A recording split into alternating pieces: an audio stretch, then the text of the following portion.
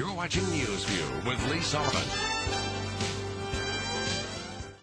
Welcome back to NewsView. I'm Lee Sullivan, visiting with Ron Hart, columnist, and I asked him, so where does satire meet truth? In my opinion, probably more often than not, and reasonable, huh? I mean, yeah. I mean, if you look at Washington, how can you not laugh? Really? Or cry. Or cry, exactly. I mean, the absurdity is there, the hypocrisy is there, and that's perfect fertile ground for humor. Here we come, the great mother nation, the great mother government, and we are, at our very best, it seems, government is adamant about creating class warfare, whether it's over economics, religion, personal, it doesn't make any difference.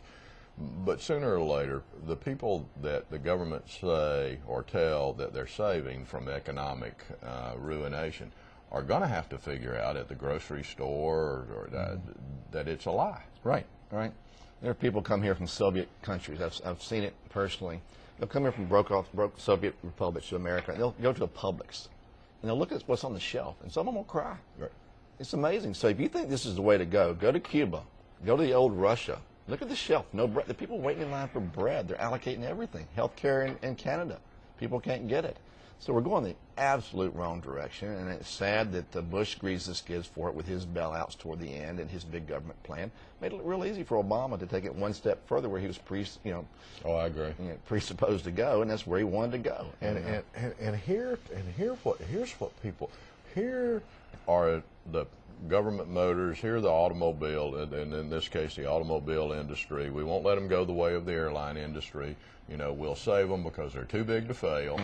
Too stupid to succeed. And exactly, and so people say, what about bankruptcy? Oh no. So we just shove billions, literally billions of dollars, and where are they now? Yeah, the reason they don't go in bankruptcy is the union contracts will be rejected.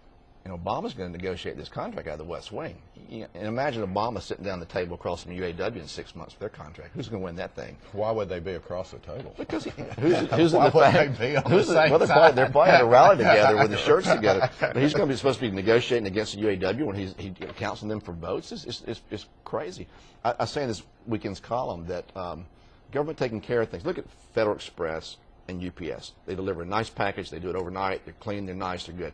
Postal Service runs huge deficits. The UPS and FedEx make money, make billions doing it, and they're running a huge deficit. They're buying their employees' houses. Oh, it's awful. Yeah, Well, if you want to know where health care is going, look what government's done so far. The DMV and the post office. Use the post office as a proxy. Here, these people lost $2.7 billion.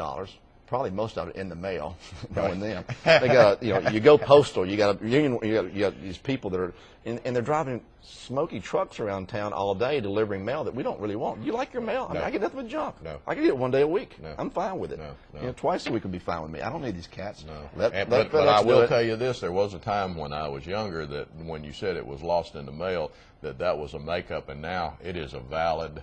Unbelievable. It is valid. They're inefficient. They're grumpy. They're not good. They need to turn over the private sector. And they're not. If the Postal Service wants to think of new ideas, they can say, "Hey, can you think of a great way to send correspondence and messages kind of quickly? If you have any suggestions, email us." Email us, right? Really. They can't figure it out. Like, why have paper and ads? And maybe Obama will do it because he can maybe guise it and be environmental because you don't have the trucks on the street. You don't have the trees being killed by all the. You just maybe 2 days a week will be fine. But government is alive and well for the sake of government, not for the sake. It insists upon itself. Ron Hart, clearly part of the most exciting half hour of television in the Southern Hemisphere. We'll be right back. You're watching NewsView with Lee Sullivan. It's NewsView. I'm Lee Sullivan. An opportunity to visit with Ron Hart, and I hope you have enjoyed it. We have one more bite of the apple, and I want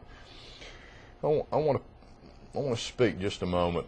I believe that politicians, people in charge of government, create problems to keep our attention focused so they can carry on their great Ponzi scheme. But having said that, one of the things that I think a lot of Americans pay attention to the war, Iraq, Afghanistan, and the issue about Guantanamo. I mean, are we closing it? Are we not closing it? Are we extending the lease? You know, I mean, what are we doing there? Well, he campaigned against Guantanamo, and he realized, like he did a lot of issues, when you become president, these are weighty matters. So he gets in there, and he's all of a sudden, it's like he's all of a sudden figuring out what you really can do, and he realized there's some bad actors down there. I suggested one time in a column that the Guantanamo prisoners could be slowly integrated into the New York City cab driver program. You know, who would know? Slowly put them in there. Yeah, so that would be the best way to do it. It's a liberals' town. They wouldn't mind having them there, would they? No, that wouldn't be a problem. Would work for me. Now, these are bad actors, but on the other hand, he does have a valid point. You know, on habeas corpus, we need to try them. If we can get them